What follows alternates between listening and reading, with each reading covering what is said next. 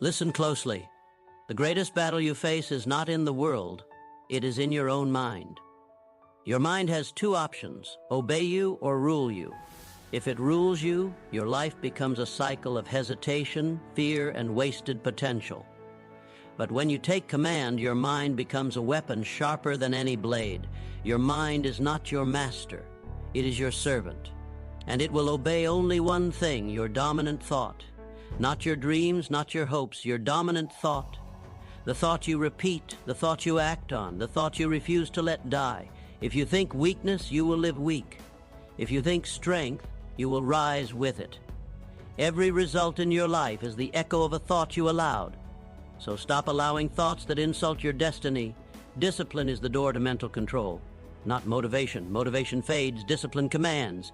Discipline is when you tell your mind, we move, and it moves. You stop negotiating with excuses. People say, I can't control my mind. Nonsense.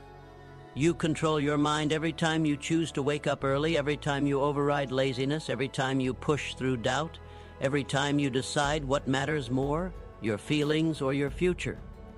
The problem isn't that the mind is uncontrollable. The problem is that you've allowed it to become comfortable with being undisciplined, and anything left undisciplined becomes weak. Your mind is powerful, but it must be trained. It must be directed. It must be given orders.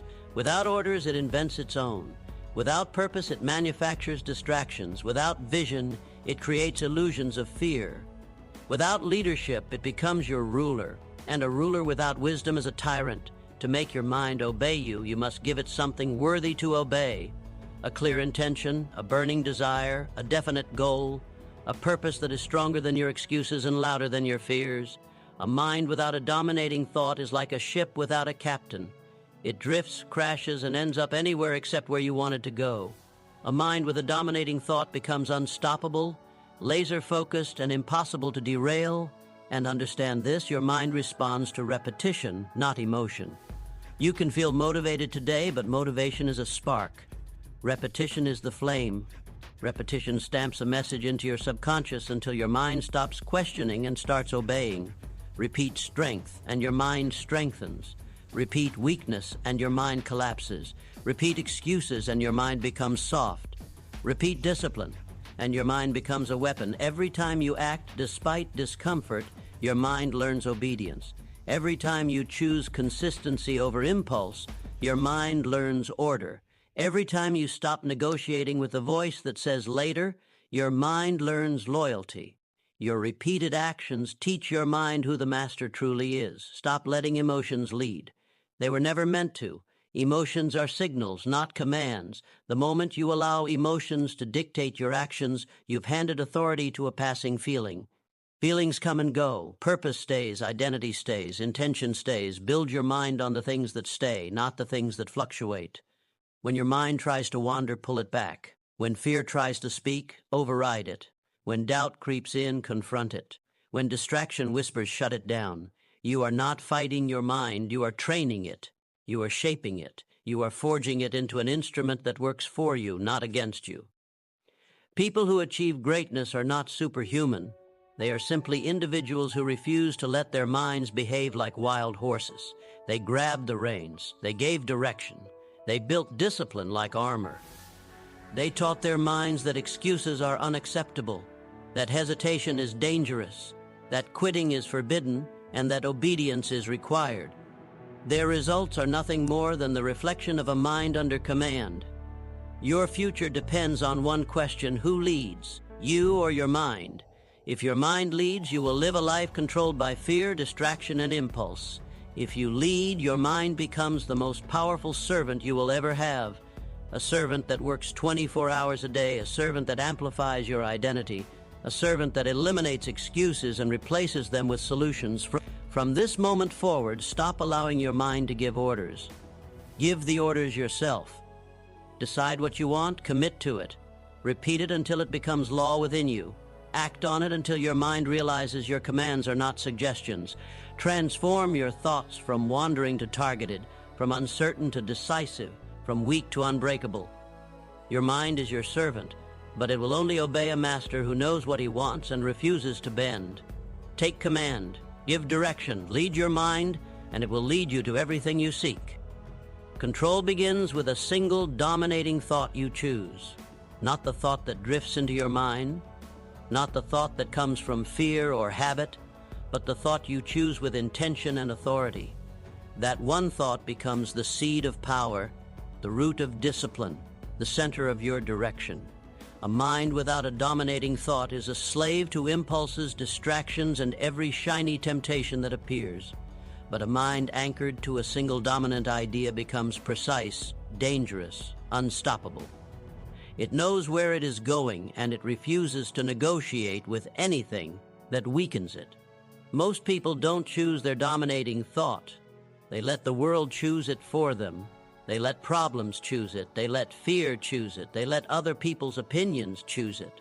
And then they wonder why they feel lost, scattered, overwhelmed, or powerless.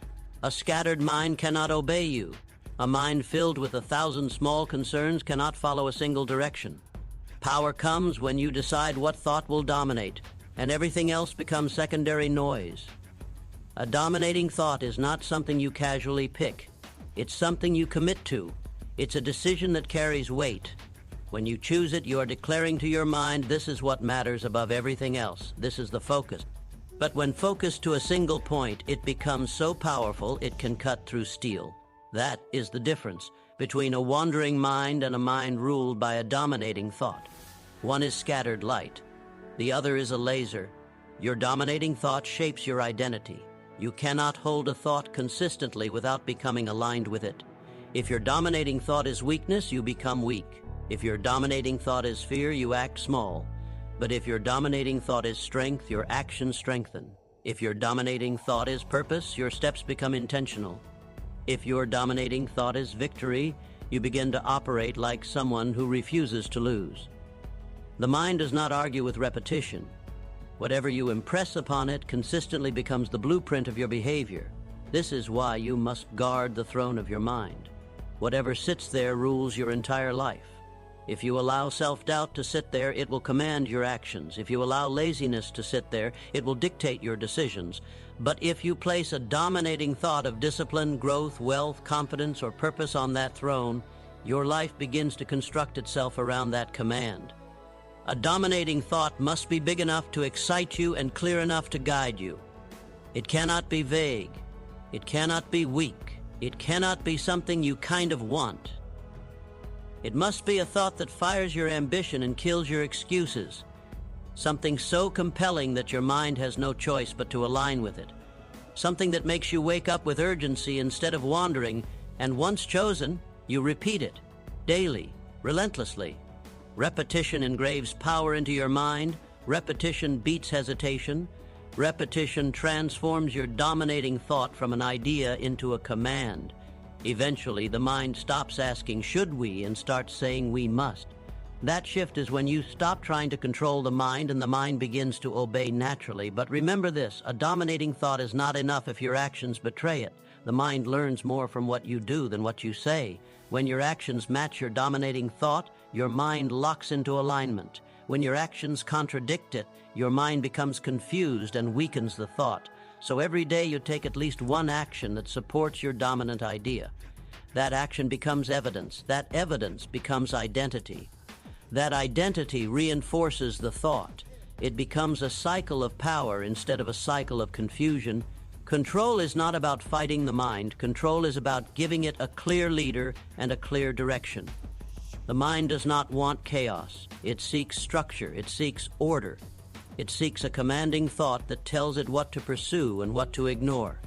Without that, it panics. With it, it becomes your loyal servant. When you finally choose your dominating thought, something shifts. The noise fades. Distractions lose their charm. Temptations weaken. You stop trying to do everything and begin committing to the things that matter. Decisions become easier because there is only one direction that aligns with your purpose. Your energy becomes concentrated. Your focus becomes sharp. Your actions become meaningful. And once your dominating thought becomes part of you, you become unstoppable. Because you are no longer pulled in different directions. You are no longer controlled by passing emotions. You are no longer confused about what matters. You have chosen your command, you have chosen your direction, you have chosen your power. Control begins with one thought, one you choose consciously, own fully, and repeat relentlessly. When that thought becomes the foundation of your mindset, your behavior, and your identity, the mind has no choice but to obey. The world has no choice but to respond, and your life has no choice but to transform. Choose your dominating thought and build your destiny around it. Discipline is the price you pay for mental power, and most people are bankrupt because they avoid paying this price every single day. They want strength without sacrifice, focus without consistency, success without structure. But the mind is not a machine you turn on only when you feel motivated. It's a force you must train, sharpen, and command. Discipline is the currency, your daily payment, that buys you access to a stronger, sharper, more obedient mind. Without discipline, your mind stays weak, scattered, and easily manipulated by emotions and impulses. Mental power is not something you inherit, it's something you earn. It's built through choices that are boring, uncomfortable, repetitive, and demanding. Every time you choose discomfort over ease, you make a payment. Every time you show up when you don't feel like it, you make a payment. Every time you silence excuses and take action anyway, you make a payment. These payments accumulate, and one day they turn into mental power so strong that people think you were born with it. But you weren't. You forged it through disciplined repetition. The opposite is also true. Every time you skip the hard thing, every time you let weakness win, every time you follow your feelings instead of your goals, you take out a loan from your future self. You create mental debt. That debt turns into regret. Regret turns into frustration. Frustration turns into self-doubt. And self-doubt becomes the prison that keeps you stuck in the same cycles of mediocrity. Discipline frees you from that cycle. It gives you the ability to act with intention instead of reacting out of habit. Discipline is the training ground of the mind. If you want mental power, you must give your mind resistance. Just like a muscle grows when you challenge it, the mind grows when you challenge your impulses. When you tell your mind, "We will do this," and then actually do it, you create a bond of trust between you and your own thoughts. The mind learns that your commands are non-negotiable. That is where power begins. A disciplined mind obeys. An undisciplined mind argues. And make no mistake, your mind will test you. It will try to negotiate, distract, delay, or convince you to break your commitments. Not because it wants to sabotage you, but because it prefers comfort. Comfort is easy. Comfort requires no effort. Comfort is the default state of the untrained mind. Discipline is what breaks that default. Discipline is what teaches the mind that comfort is optional, not necessary. Every disciplined action rewires your mind. Every time you do what must be done, regardless of mood, you prove to yourself that your thoughts are stronger than your feelings. Feelings are temporary. Discipline is permanent. When you master discipline, you stop being controlled by mood swings, distractions, or emotional impulses. You become grounded, stable, sharp, and focused. Mental power is the ability to stay centered when everything else is chaotic. That stability is earned through disciplined habits. Discipline also simplifies your life. It removes decision fatigue because you no longer negotiate with yourself. You don't ask, "Should I do this?" You simply do it. When discipline becomes a lifestyle, you stop battling with your own mind every morning. You stop fighting internal wars that drain your energy. You stop giving yourself permission to be weak. You act because you decided long ago that action is the rule, not the exception. People with mental power are not smarter. They are not more gifted. They are more disciplined. They do the things others avoid. They keep promises others break. They push through resistance others surrender to. Their power doesn't come from talent. It comes from routine, consistency, and commitment. What looks like mental toughness is simply a long series of disciplined decisions repeated over time. And let's be clear, discipline is not punishment, it is liberation. It frees you from addictions, distractions, and mental chaos. It gives you control over your time, your actions, and most importantly, your identity. Discipline transforms you from someone who talks about change into someone who becomes the change. It turns intention into execution, dreams into plans, and goals into results. But discipline demands a price. It demands that you say no when others say yes. It demands that you work while others rest. It demands that you rise when others stay down. It demands that you stay consistent long after motivation fades. That is the price. And most people are unwilling to pay it. They want the rewards without the sacrifice. They want the throne without the trials. But mental power does not come from comfort. It comes from conflict. Conflict between the person you are and the person you're trying to become. If you want your mind to obey you, discipline is the doorway. If you want your mind to be strong, discipline is the training. If you want your mind to be unshakable, discipline is the foundation. You cannot cheat this. You cannot skip the price. You cannot bargain your way around it. You must pay fully, daily, and willingly. In the end, discipline is not just the price for mental power. It is the path to your highest self. When you embrace it, your mind becomes unstoppable. When you resist it, your mind becomes your enemy. The choice is yours. Pay the price or pay the consequences. But understand this, the price of discipline is temporary. The price of regret lasts forever. Every weakness in your life is a reflection of a weakness in your thinking. That's the truth most people run from because it forces them to confront the mirror, not the world. Weak finances, weak habits, weak confidence, weak discipline, weak relationships, weak results. They are not accidents. They are symptoms. Symptoms of thoughts that you allowed to grow unchecked. Thoughts that you repeated until they became beliefs. Beliefs that shaped actions. Actions that shaped outcomes. Your life is built from the inside out. The outside is just the scoreboard of the game happening in your mind. Weakness in life always begins as weakness in thinking. When your thinking is fearful, you live cautiously. When your thinking is small, your results shrink with it. When your thinking is unfocused, your life becomes chaotic. When your thinking is rooted in excuses, your progress is buried under them. The mind creates the blueprint.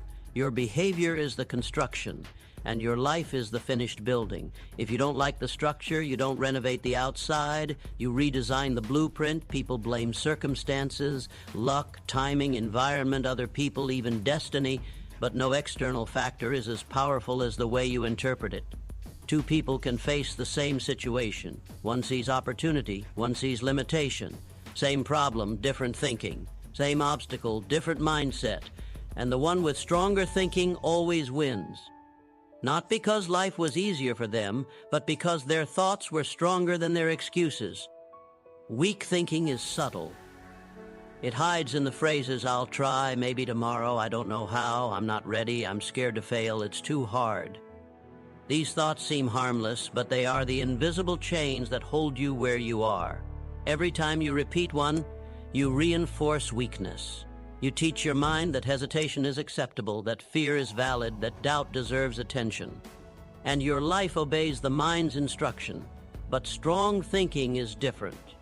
Strong thinking says, I'll figure it out, I start now, I'm capable, I'm responsible, there is no other option but growth. Strong thinking creates movement, it creates confidence, it creates habits, it creates courage, and eventually it creates a life that reflects strength, not weakness. If you want to eliminate weakness from your life, you must first identify the weak thoughts that built it. What thoughts lead you to avoid challenges? What thoughts lead you to procrastinate? What thoughts make you settle for less? What thoughts keep you afraid of stepping forward? Weakness isn't random, it's rooted. And once you identify the root, you can pull it out. Every area of your life reveals your dominant thought pattern. Your health shows how you think about discipline and self-respect. Your finances show how you think about value and responsibility. Your relationships show how you think about boundaries and self-worth. Your goals show how you think about possibility and ambition. Your consistency shows how you think about commitment and identity. Nothing is isolated. Everything is interconnected. Your thinking is the source. Your mind doesn't just influence your life, it directs it. It chooses your habits. It shapes your identity. It filters what you believe is possible. It decides whether you quit or persist, whether you grow or stagnate. So when you fix your thinking, you fix your life at the foundation level. But this requires brutal honesty. You must stop protecting your weaknesses. Stop calling them personality. Stop calling them just the way I am. Stop calling them fate. They are thoughts you accepted, not truths you were born with. Weakness is not a life sentence, it is a mental pattern.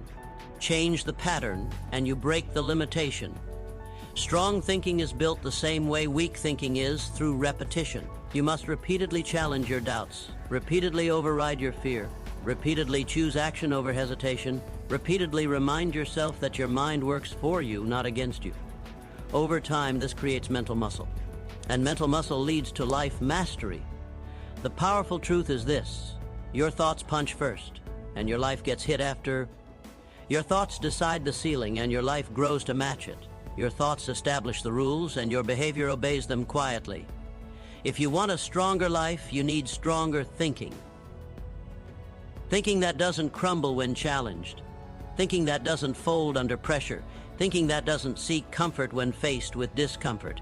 Thinking that stands firm, focused, and unmovable. The strongest version of your life exists inside the strongest version of your mind. So every time you strengthen your thinking, a weakness in your life disappears. Every time you elevate your mindset, a limitation falls away. Every time you challenge a doubt, a door opens. You are not trapped by your circumstances. You are trapped by the thoughts you have not yet defeated. Rewrite your thinking and you rewrite your destiny. Replace weak thoughts with powerful ones, and your life will follow the new script you give it. Because every weakness in your life truly is a reflection of a weakness in your thinking. And every strength you develop begins the moment you choose to change it. Your mind follows the strongest instruction, not the smartest excuse. That is the brutal truth most people avoid, because it forces them to accept responsibility for every outcome in their life. Your mind doesn't obey what sounds intelligent. It doesn't obey what feels inspirational. It doesn't obey what you wish you could do. It obeys the instruction that carries the most force, the most conviction, the most repetition. And often excuses carry more power in people's minds than their goals. That's why potential dies and progress stalls. Not because people lack intelligence, but because they lack dominant instruction. Excuses are clever. They sound logical. They sound reasonable. If you want your mind to follow you, you must give it evidence. When you push through resistance, you give your mind proof of strength. When you show up consistently, you give it proof of discipline. When you stay focused, you give it proof of leadership. Eventually, the mind learns, this is who we are now. That identity becomes the strongest instruction of all. But understand this, your excuses also create identity. Repeat an excuse enough times and your mind turns it into a belief. Belief becomes behavior. Behavior becomes identity. Identity becomes destiny. That is how people build a life they never wanted. One excuse at a time. Your mind is always listening, always learning, always obeying. It simply responds to the loudest voice inside you. If your excuses shout louder than your purpose, your mind will obey the excuses. If your doubts speak louder than your direction, your mind will obey the doubts. If your fear screams louder than your focus, your mind will obey the fear. You must become louder, stronger, clearer. Your instructions must stand like a command, decisive, unshakable, non-negotiable. When you say, we start now, you begin. When you say, we finish, you finish. When you say, we rise, you rise. When you say, no excuses, the excuses lose their power. Your mind follows the force of your decision, not the softness of your doubt. And the more you practice issuing strong instructions, the stronger your mental power becomes. You stop waiting for motivation because your instruction is stronger than your mood. You stop delaying because your instruction is stronger than your fear. You stop overthinking because your instruction is stronger than your hesitation. This is how great minds operate. They don't entertain excuses. They don't negotiate with weakness. They give a direct command and move.